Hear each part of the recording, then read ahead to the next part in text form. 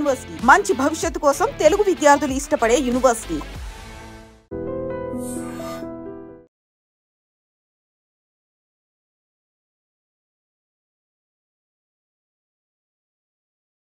ఈ వీడియో చూస్తే భయమేస్తోంది కదా. ఉత్తరప్రదేశ్ లక్నోలో 25 ఏళ్ల న్యాయవాది అభిషేక్ సింగ్ అప్పటి వరకు ఓ వ్యక్తికి ఎదురుగా నిలబడి ఉన్నటువంటి వ్యక్తి అలా నిలబడి ముందుకు ఒరిగి ప్రాణాలు విడిచాడు. ఇలాంటివి సోషల్ మీడియాలో చూస్తున్నప్పుడు ఒక రకమైన భయం. ఎందుకంటే కూర్చున్న వాళ్ళు కూర్చున్నట్టే కుప్పకూలిపోతున్నారు. నిలబడిన వ్యక్తి నించొనే ప్రాణం వదిలేస్తున్నాడు. జిమ్లో వర్కౌట్ చేస్తూ కొంతమంది హార్ట్ అటాక్ లేదా కార్డియక్ అరెస్ట్తో ప్రాణాలు విడుస్తున్నారు. ఇక చిన్నపిల్లల వరకు వస్తే అప్పటి వరకు తీన్మా డ్యాన్సులు వేసిన వాళ్ళు ఆ డ్యాన్స్ స్టెప్పులతోనే అలా ప్రాణాలు వదిలేస్తున్నారు. ఊపిరి పోతోంది. ఎందుకు ఇలా జరుగుతోంది? ఒకప్పుడు మనకి తెలుసు, ఒక వ్యక్తి చనిపోయాడు అంటే ఏజ్ అనేది ఎక్కువగా మనం క్యాలిక్యులేట్ చేసుకునే వాళ్ళం. వయసు మీద పడి ప్రాణాలు పోగొట్టుకున్న వాళ్ళే ఎక్కువ మనకి తెలుసు. ఆ తర్వాత వివిధ రకాల ఆరోగ్య సమస్యల వల్ల లేకపోతే అనుకోకుండా జరిగిన ప్రమాదాల్లో ప్రాణాలు విడుస్తున్న వారి సంఖ్య ఎక్కువగా ఉంటుంది.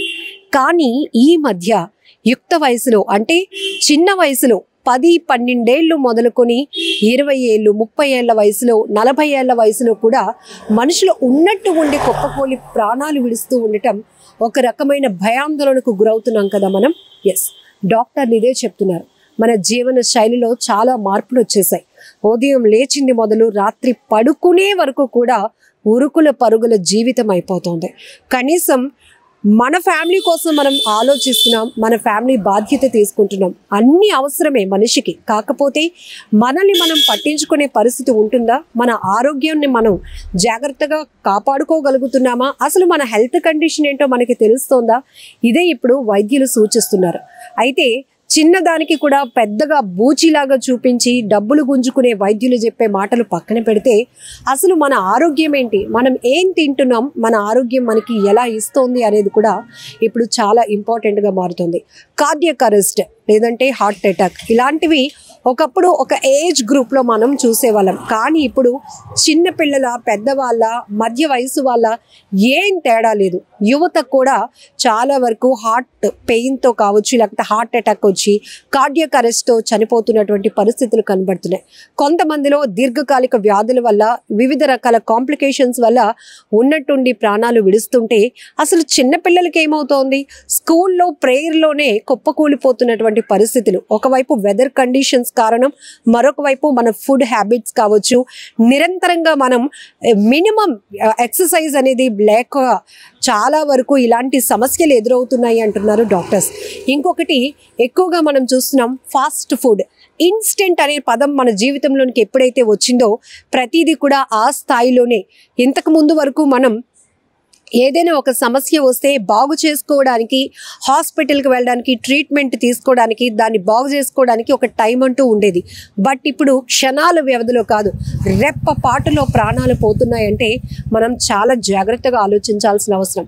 సోషల్ మీడియాలో కొన్ని వీడియోలు చూసినప్పుడు భలే ఉత్సాహం వేస్తుంది, భలే హ్యాపీ అనిపిస్తుంది. ఆ క్షణం వరకు ఒక మైండ్ రిలీఫ్కి, రిలాక్సేషన్కి బాగుంది అనిపిస్తుంది. కొన్ని టాలెంట్ వీడియోస్ చూసినప్పుడు వాళ్ళని ఎంకరేజ్ చేస్తూ ఉంటాం. అలాంటి టాలెంట్ మనలో కూడా ఉండి మనల్ని ఎంకరేజ్ చేసి ఉంటే కనుక వాళ్ళని మనం ఊహించుకుంటాం. మరి ఇలాంటి వీడియోలు చూసినప్పుడు ఒక రకమైన భయం మనలో బయట పడం, కానీ చాలా భయం వేస్తోంది.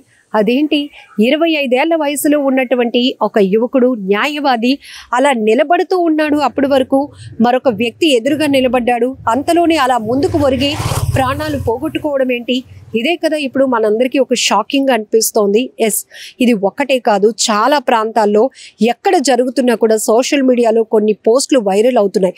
అది కూడా ఇది CCTV రికార్డులో అయినటువంటి దృశ్యాలు ఇప్పుడు మనల్ని ఒక రకమైన కలవరపాటుకు గురి చేస్తున్నాయి.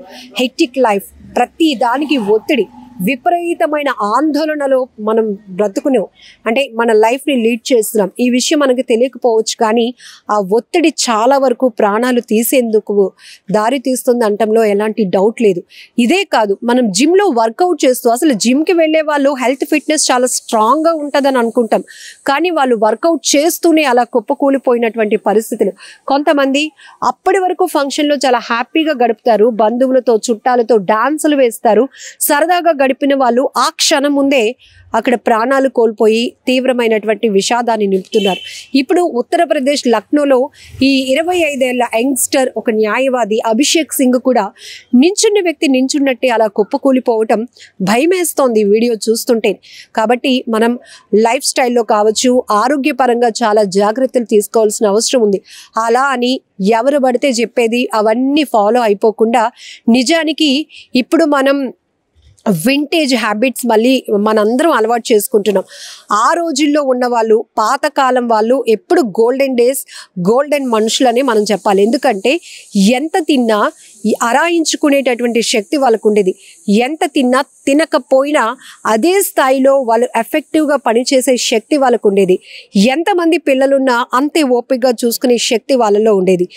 ఎంత దూరమైనా ఒకవేళ అక్కడ ఆటో కానీ బస్ ఫెసిలిటీ లేకపోయినా కిలోమీటర్ల కొద్దీ నడిచి గమ్యస్థానానికి చేరుకునే ఓపిక వాళ్ళల్లో ఉండేది.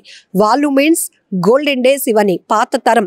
అందుకే ఇప్పుడు మనం మళ్ళీ మిల్లెట్స్ అంటూ పాతకాలపు వంటకాలు, సాంప్రదాయ వంటకాలు, ఆ హ్యాబిట్స్ని అలవాటు చేసుకోవడానికి ఇష్టపడుతున్నాం.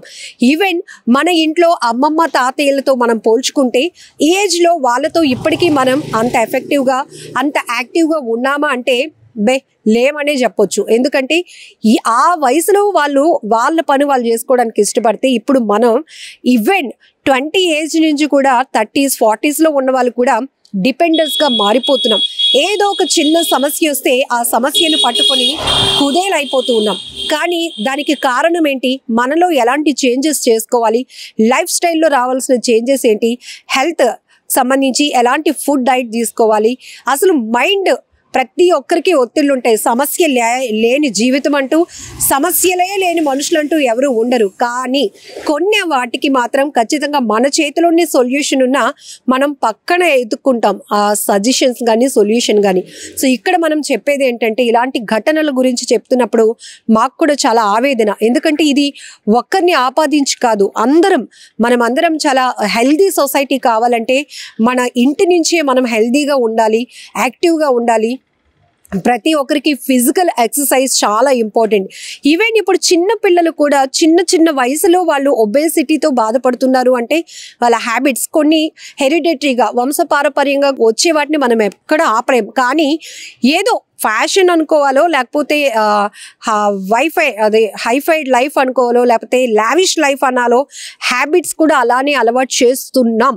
పిల్లలకైతే తెలీదు ఇది మంచి ఇది చెడు అని. కానీ తల్లిదండ్రులుగా మనం వాళ్ళకి ఏమి ఇస్తున్నామో అదే వాళ్ళపైన రిఫ్లెక్ట్ చూపిస్తుంది. ఈవెన్ కొంతమంది పిల్లల్ని చూస్తున్నాం, వయసుకు తగ్గట్టు వాళ్ళ ఏజ్ కానీ వాళ్ళ స్ట్రక్చర్ కానీ ఉండదు.